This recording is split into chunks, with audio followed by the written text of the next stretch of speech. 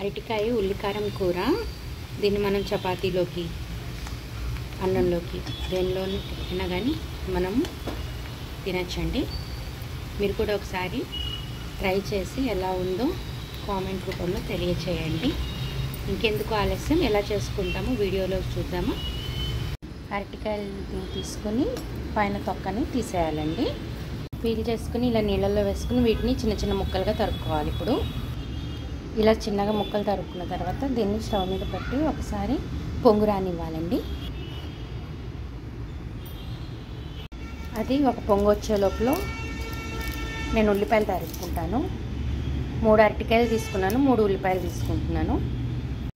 ఇలాగా ముక్కలు తరుక్కుని పెట్టుకున్నాక ఇంకో దాని మీద బాండి పెట్టి 1 స్పూన్ ఆయిల్ వేయాలి. ఆయిల్ కాగిన తర్వాత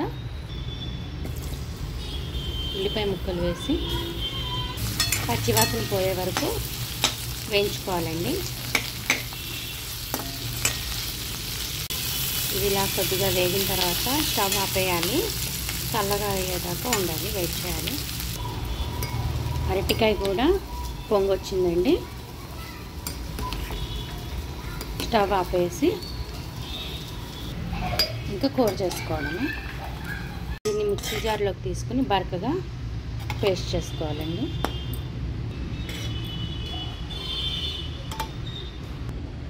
ఇలా కోర్సులాగా మిక్సీ చేసుకోవాలి. ఇప్పుడు అదే బాండీలో కూరకి సరిపడా ఆయిల్ వేసుకుని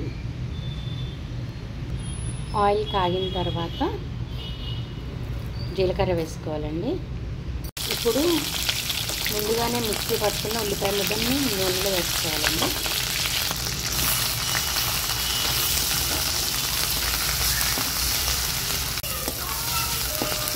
దీనిలో కొద్దిగా పసుపు, రుచికి సరిపడ ఉప్పు, 1 చెంచా కారం,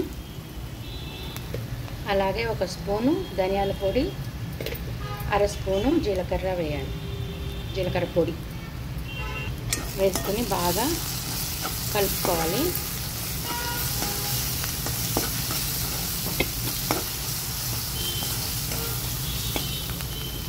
ఇప్పుడు ముందుగానే ఉడికి ఉంచుకున్న అరటికాయ ముక్కల్ని ఇందులో వేయాలి.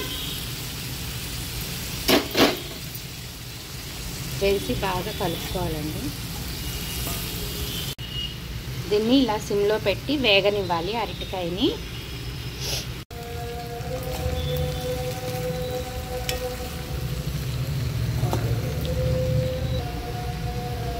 అంతేనండి. ఇలా కొద్దిగా వేగిన తర్వాత స్టవ్ ఆపేసేసుకుని సర్వింగ్ బౌల్లోకి తీసుకుని సర్వ్ చేసుకోవడమే.